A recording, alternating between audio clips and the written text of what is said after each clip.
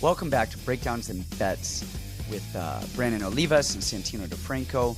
We are here talking about Max Holloway, Yair Rodriguez. We just talked about, in a previous show, UFC 268, which was a really, really fun card. Do you think that the Max Holloway-Yair Rodriguez fight is going to live up to the striking battle that we expect? I never thought it would be that much of a battle, to be honest. I think it's going to be a one-sided beatdown. You do? Okay. Well, I'm curious to hear about it here in a second. But first, just a little bit about what we're going to do this show is we're going to focus on the main event, Max Holloway and Yair Rodriguez. We are going to touch on a couple of other fights, but we're not going to do a full breakdown on all of the fights on the entire card. If you want full fights, if you want a full breakdown and everything, get with Brandan on Instagram or Telegram. Brandan Olivas that's Brandan Olivas. That's at Brandan Olivas. And he can always give you the Telegram link and everything. And really, we're not doing it just time permitting. And we're not trying to be shiesty over here and make you go stalk Brandan down. But I want to focus on this main event, which I kind of agree with you that it's going to be a kind of a one-sided beatdown here. Do you know the odds on this fight? I think they jumped up to minus 750 for Holloway. Wow. When have we seen a main event with odds like that? When's the last time? I mean, Ronda Rousey fighting or something, Holly Holm. Yeah, it has to be Valentina. That would be pretty much it. Yeah, Valentina, Nunez, I don't even know. Do you think the odds now? I know you think Max is going to win. It's going to be a beatdown. Do you think those are fair odds, or do you think that the odds should be a little bit closer than that, just in terms of betting wise? That's a loaded question because I never think the odds are fair. I wish I got Max Holloway at plus 10,000. You know what I mean? No, it's not just. When you start seeing odds that are minus 750, minus 800, minus 1,000, the level difference is not that much. I do think Max is going to win, for a million different reasons, but minus 750, it's insane. The skill level is not that much different, not minus 750. Yeah, I think you're right. I think anybody fighting at that high a level, the skill level, I mean, again, except for, some women's divisions, we really do see some disparity like that, but generally we don't in the men's divisions. Especially those lighter weight classes, the 45, 35, 45, 55s. Generally, we're not seeing people finished, that quickly. Of course, it happens, but generally they go the distance. And Yair, I mean, he had a fight against Korean Zombie a few fights ago, and Zombie was winning that fight. I mean, all that he had to do is get to that final bell, and he had his hand raised, that Zombie. And then, 1 second left. Yair throws that up elbow, and we all know how that ended. Do you think that Yair is going to have, his tricks? Because it's not straight up fighting that's going to beat Max Holloway. It's tricks. It's going to be a spinning elbow, a up elbow, a flying knee, something tricky that could catch him. Is there a chance? I mean, of course, there's a chance. Do you see it happening at all? There's always a chance. I don't see it happening. Just the way that Max is the master of distance, the master of volume. Max's level, his level of striking is so good. I think I think the days of Yair catching these guys with the level that he's fighting at are long gone. That up elbow was gift from God. That was the luckiest thing you've ever seen in your entire life. I don't know how many more times that happens. And to be honest, I really question Yair's dedication to the sport after all this time.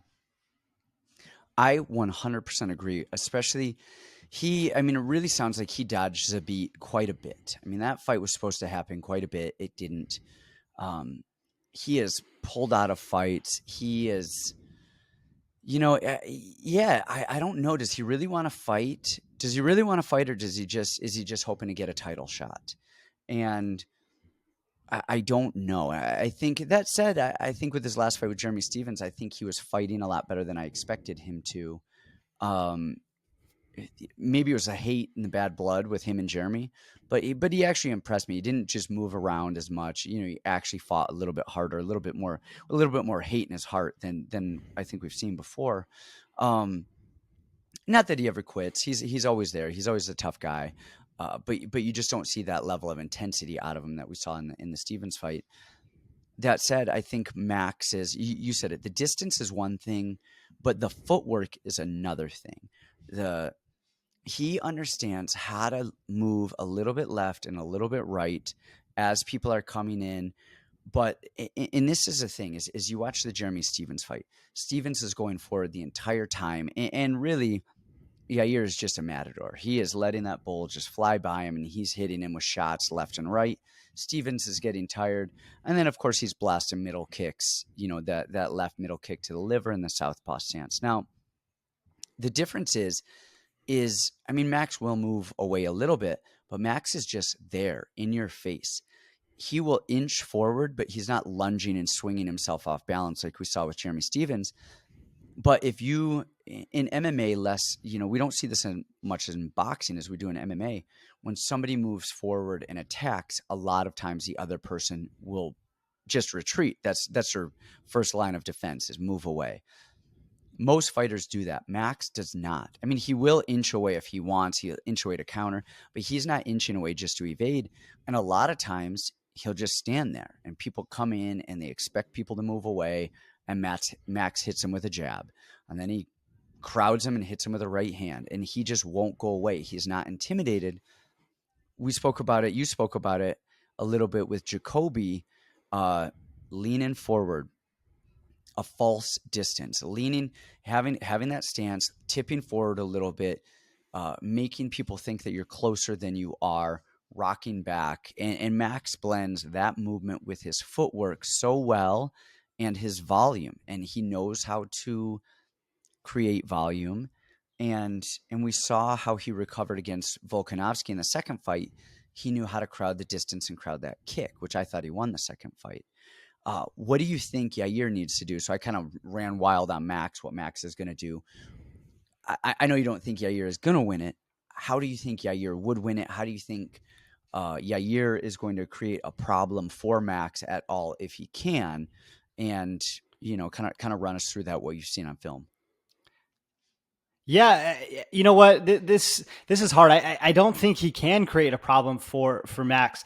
But you know what I think is different that I think we see in this fight from other ones. You know, a lot of people are expecting a stand-up war, you know, so to say, on this one, or maybe a really technical stand-up battle. I think we see Yair wrestle in this one, or at least try to wrestle. Um, you know, that's kind of the way I see the fight going is Yair trying to mix it up because he knows, just like the rest of us, the riddle that Max Holloway is. The same token that I used for Alex Volkanovski, how he could even be in competition with Max. We can look at it reverse engineered too. Anybody that's that close of a fight with Volkanovski is so insanely good. I think we see Yair try to wrestle, try to take Max by surprise. And I think we see Yair get tired. And then I think we see Max capitalize on that play. That is interesting. And, you know, you talked about Max with Volkanovski, which again, which I think was phenomenal. But those were two. Yeah, I mean, I thought Volkanovski won the first fight just based on the leg kicks, and it's been a while, so don't quote me on that if you guys are mad. I'm just kind of going off of memory. I thought he won the first fight. The second fight, I thought it was absolutely Max, and I think that's crazy. What I find probably most impressive about anything Max Holloway has done is what he did to Brian Ortega and what he did to Calvin Kattar. I mean, you know, they stopped the fight in between the fourth and the fifth round with Ortega, and that was a beating. And then the Calvin Kattar fight, man, I mean, it shows the toughness of Calvin Kattar, but Calvin Kattar is phenomenal stand-up. You know, a lot of people might have thought that Max was going to win that fight, but like that, no way. I mean, there's nobody on the planet that could have predicted that fight was going to be that dominant the way that it was. And those two fights to me are the most impressive. Now, I wonder with the wrestling, I mean, Max is hard to take down, and Yair is not a good wrestler. I I think we might see him try and wrestle a little bit. We saw him right with Jeremy Stevens first round, trying to body lock, takedown, trying to whizzer throw, trying a lot of stuff, and I think you're right there. And then in the third round, we saw Jeremy Stevens blast double him a few times, just kind of clean him up wrestling. I don't know that he's going. Maybe he does that in hopes that this is. I would kind of say he starts mixing in his takedowns, and then a spinning elbow comes. He starts mixing in his takedowns, and then a flying knee, something wild. I think the only way that he can win this is a spinning attack, a wild attack, a flying knee. A What he Hail did to Mary. Zombie. He's got Yeah. he's got to try to make this very sloppy, and he's got to try to mix in wild, dynamic attacks that Max has not seen before. Because anybody can get caught once with something that they haven't seen. Doing it again and again, that's a little bit harder. I've never seen that up elbow like that. I've never seen, hell, I mean, Yair's going to come out there and, Hadouken, fly in, kick him, cartwheel him. And honestly, I think that's the only way that he can win this. I don't think he does win it, but I think if he does, it's got to be. It might be something we've never seen. It's Pettis jumping off the cage and punching Benson Henderson. It's the up elbow that we saw him do before. I don't know if there's any other attack that I've never seen. I mean, the Joaquin Buckley, somebody grabbing the leg and him hitting that spinning kick. I mean, that is just stuff that was just well timed, and that was 100% just IQ and balls. Outside of that, I mean, I'd be interested to see it. Hopefully, you can. Yair's known to gas a little bit. His wrestling's not that great. He doesn't do as well when people box him and they don't care about his kicks and they just crowd his range, which we saw with Zombie. We saw it even a little bit with Jeremy Stevens. I think this was Yair. And honestly, we actually thought that Yair was going to be pulling out of this fight a few months ago. We thought that he had the call of, he's out, because we were talking about filling in a replacement, and then the fight was back on. I don't know that he wants this fight. I don't know that he wants any fight outside of a title shot, but I don't think he's earned a title shot. Yeah, I agree. And the really unfortunate part about this fight is because the odds have run so hard, this fight becomes almost unbettable. You're going to have to lay $1,500 to make $200 on Max. You're going to take a Hail Mary with Yair. The toughest part with a fight like this is you never want to bet on somebody who has to hope something lands, something crazy lands in order to win the fight. You always want to choose the guy that's got the much more clear path to victory.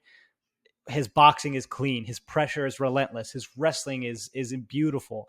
The guy that's got the clear path, not the Hail Marys, right? Because that's a quick way to lose your money.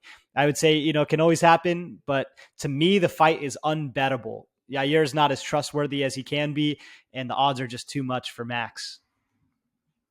Yeah, I think there's a saying is you bet on the boxer, not the puncher. And generally 9 out of 10 times, the boxer beats the puncher. Now, I don't think I'll touch this fight. I don't think I'll touch it on a prop. I don't think there's any reason. I think it's too expensive. Max is too expensive here. And I think Max wins, but I don't think I want to throw over a round, over 2 rounds. I don't know. Yeah, even that. I mean, neither guy is known to be finished early, but Max is. If Yair finishes it, it could be in any round. Something weird, crazy, wild. And if Max finishes it, it could be in any round, and it could be a submission, it could be a punch. Who knows? I think it's an untouchable fight. And this is bets and breakdowns, and we're talking about betting fights and breaking down fights. And I think this fight just comes down to don't touch it. I think just enjoy it. Grab a beer, grab a slice of pizza, watch a fight. Don't put your money on it. Yeah, that might be this entire card, to be honest with you. That might be the entire card.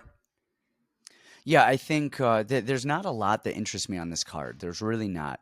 I do, from a personal note, want to see Roman Dolidze is now fighting Kyle Daukaus. Roman Dolidze was supposed to fight my guy, Eric Anders. Eric got COVID, so he had to pull out of that. Kyle Daukaus was supposed to fight Calvin Holland on the rematch. Holland got injured. He had to pull out of that. So the two of them are fighting each other. Man, it's funny because you've said it before. Roman Dolidze is one of the best guys you've ever seen in so many areas, with the worst fight IQ you've ever seen, and just makes bad decisions. I think Kyle Daukaus wins this fight out of just not making as many bad decisions. Who do you have in this fight? Yeah, you're exactly right. Roman is always my guy that I'm like, man, this guy is just the bottom of the barrel in terms of fight IQ, but he is so powerful standing. He's got a great chin. His grappling is phenomenal. I mean, he is so talented and so good and could have such a long career. But when you're going split decisions with John Allen, who we don't feel is a UFC fighter, because not because you're losing the fight, but because of your decisions that you're making in the fight, that's a problem. And he's fighting somebody in Kyle Daukaus who I've actually always been high on Kyle Daukaus. I think he's a very intelligent fighter. So he's opposite end of the spectrum. Maybe not as athletically gifted, not as powerful, but his striking is very sharp. It's very technical. His jiu-jitsu is clean, and he's always making the right decisions.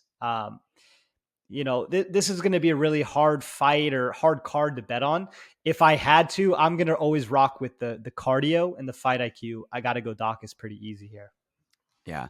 Well, another fight we were talking about before we got on was Song Yadong and Julio Arce, which this is going to be a fun fight to watch. Arce is now in his proper weight class. You mentioned that last time. He's been up at 145 fighting. He was having close fights with these guys. He's now at 135. Do you think and Yadong is a bit of a juggernaut, and I actually thought that he won the fight with lost the fight with Vera, but I had money on him, so I was happy to take that one. But I think Yadong has a little bit more power, and I think he's going to be able to push that pace a little bit more. Arce doesn't scare me as much early. I don't know that he scares me much early. And I don't know that Yadong is really – and he's not a pressure type of guy. He's not a guy that's going to go out there and just go balls out and really push it and make it sloppy to really tire Yadong out, like I think you would have to do to really get him to screw up. And I think Yadong ends up winning this just out of volume alone. I'm going to go the other way on this one. I have a lot of respect for Julio Arce. Same camp as Shane Burgos. He's got great cardio. His boxing is so clean. The way he rolls punches, the way that he's countering back. We saw it against Andre. Was it Andre Ewell that he fought? Yes. I'm pretty sure it was. Yeah, he just looks so clean there. This is a fight that I don't want to touch yet, but this is going to be a good indicator for the future on where both of these guys go. I think we've seen a lot from Song Yadong. He's very, very good. He's very talented. He's very young, which is the amazing part. We're going to find out who Julio Arce is in this fight. And then, for betting for the future, we're going to have this fight as an amazing gauge. I think Ewell is he's a good fighter, but he's in the middle of the pack. I think Yadong is on an upward trajectory. So we're going to see where both of them lie right here in this fight. Yeah, I think you're right. There's another fight. Do you know the odds on the Courtney Casey, Liana Jojua fight? Let's find out. Let's see. So we have Courtney Casey at a minus 235 and Liana Jojua at plus 200. What do you think of the odds? What do you think of the fight? Yeah, this is actually one of the few spots that I do like this week. Just a couple technicals, right? So we're looking at Liana Jojua. She's 8-4. So this fight actually lines up with my theory better than any other fight on the card. So you have Courtney Casey, who's 9-9, against Liana Jojua, who's 8-4. Why is Courtney Casey a minus 235 favorite? That seems ridiculous, right? A 500 fighter is that much of a favorite. I love this fight. So Courtney, to me, used to be the most dangerous pick. I actually picked JJ against her in her last fight, I thought she won that fight. She used to have the most fatal flaw where the second someone touched her, she was on her back and she refused to get up, just would not get up. She would end the round there. And that was her fatal flaw. I think the amazing thing that we saw with her in the JJ fight is she got back up. She wanted to stand on her feet. And she's just mean and nasty. With her hands, she's so aggressive. She's so mean. Liana Jojua, man, she's a tough one. Her striking's not great. She's a little bit soft. She can't wrestle at all. Let me just put it this way. She was an underdog to Diana Belbita, who is horrible. So if the odds makers are valuing her as an underdog against Belbita, level of competition, you got pedigree, you got strength, you got just nastiness. I like Courtney Casey by a mile here.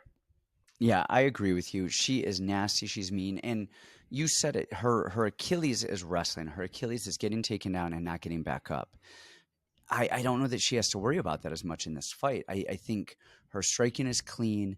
The one knock that she's had in the past with her striking is that she waits to counter. She'll sit there and she won't engage. She'll do nothing. If you do nothing, she'll do nothing.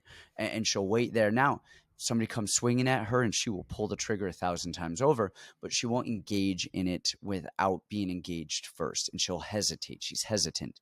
And the last couple of fights, we have seen her, kind of break through that hesitation. I still think she needs to work on her wrestling. I still think she needs to work on her stand-ups, but that hesitation in the stand-up department, it seems to have left her, and she's got really good boxing. And the thing that is mean is she will elbow and knee and throw off the break, and you hit it. She's mean as mean gets, and she's a clean, good striker. I think she wins it at minus 210, or yeah, I think it was 210. I think those are good odds with it. That's one of the only things I'll probably end up touching. I may end up touching the Chaos Williams fight later as it gets a little bit closer. I do a little bit more research. I like that fight a bit. I'm still undecided, but honestly, that's pretty much all I have for this card. Do you have anything else on this card or any of the other upcoming cards you want to touch on before we take off? Yeah, let me throw a couple. I know you guys really like the Bellator picks, the LFA picks. Unfortunately, last week everything just imploded. I gave these picks, and the very next day, every single fight fell off. So just to finish up this UFC card, Mark Diakisi,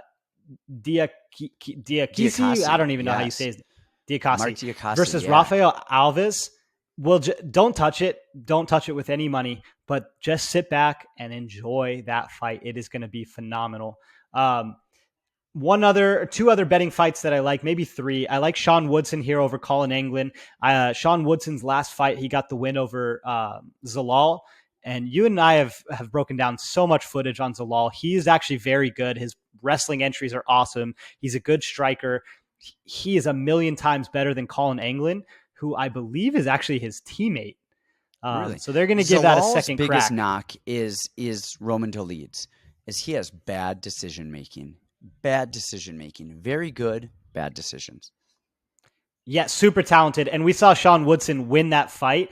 I think Zalal is miles better than Colin Anglin. I think we see Sean Woodson take this one fairly easily. He's the biggest favorite on the card. Now, last one, pretty interesting. We talked about the Chaos Williams Miguel Baeza fight. I'm a huge Miguel Baeza fan. I think he is so phenomenal. He is just good everywhere. Amazing black belt in jiu-jitsu, good decision maker, very good striker, very fast twitch. Now, the one Achilles heel that he has is his chin. And Chaos Williams is the one to find that chin. He's not super technical by any means. He's not going to outpoint you, but he hits so freaking hard and he dominates with his power most times. His name is Chaos. His name is Chaos. If there's somebody who's going to touch somebody's chin and make things wrong, it's a man named Chaos. Kyle Bochniak, yeah. I like Miguel Baeza here. Yeah, I like Miguel Baeza. I think you have to pick 90% of the time you have to pick the better fighter, and it's going to pan out. I think you got to go Miguel Baeza here. Okay, interesting. That's the one I want to look at a little bit more. Again, smart money. Brain says Miguel Baeza. But man, that chin and that hand of chaos, I don't know that they're going to match well. So I want to look a little bit more into that. Other than that, man, thanks for coming on. All of you guys, remember to like, share, subscribe. We'll get a little bit more in depth in some of these other cards coming up. Honestly, this just isn't a great betting card, but we wanted to break down this main event for you guys so basically, really not even so much how to, touch the fight with your money, but how the fight is going to go on a technical level. So if you do decide to throw, $700 down on Max for $100, then or if you have enough faith in Yair's spinning wild dynamic attacks, maybe we swayed you one way or the other if you were on the fence, depending on what was going on. So I suppose this was more of an educational video in terms of technical breakdown versus where your money should go. Because honestly, you should be saving up for next week and the week after and the week after. This is a week to hang out with the family. So my focus this week is actually going into Bellator, guys. I'm just going to give it to you guys really, really quickly. Unfortunately, for you guys, the lines have ballooned where these fights are almost unbettable, but this is the most lopsided Bellator card I've probably ever seen in my life. I got in early. I put a $25,000 wager down, so wish me some luck. But just overall Bellator picks, Muhammad Subi, easy. The Jordan Newman one is going to be a little bit more interesting. You got Shane O'Shea with some good boxing, but I like Jordan Newman to get it done pretty easy there. Valerie Lareda, the little meatball, she's very short against a very tall Taylor Turner, but this fight is tailor-made for her. She's going to dominate that one. Cody Law, All-American wrestler fighting a backwoods guy. Don't overthink that one. Super easy. Roman Feraldo, he's fighting a 38-year-old Turnquist who's a judo guy, and he's an AT&T guy. That's a very easy one. Now we got Desiree Yanez fighting. I don't want to touch that one. I know Desiree. That should be a very good fight. Maybe an upset right there. Steve Mowry should get it done pretty easily. I love Arlene Blenko here. I think she's very technical. I loved her much more at minus 185 than I do minus 400, but I digress. Aaron Pico against Justin Gonzalez. I love both of those guys, but I think that's a horrible matchup for Justin Gonzalez. Aaron Pico gets it done. And then we got Linton Vassell versus Tyrell Fortune. The odds on this one, weirdly enough, are not moving towards Tyrell. They're staying put, but Bellator is telling you who they want to win. Wrestling is Vassell's kryptonite, and you got Tyrell Fortune standing across the cage from him. So I really like Tyrell there. And then Chris Cyborg, obviously, over Sinead Kavanaugh. So if you guys are feeling adventurous, just run all the ones I just told you as a full parlay, or you can split it up in half like I did. I've got a little multi-stage plan there, so we'll see how that pans out for next week. Great. I love it. I love the picks. I love the bets. I'm sure everybody else will if they, stick around to the end. We'll put some show notes in the bottom so people can skip to the good ones at the end. And as always, thanks for coming on. And you guys, don't spend money you can't, especially this week on the UFC. So who the hell knows where any of that money's going? We'll see you next time, guys.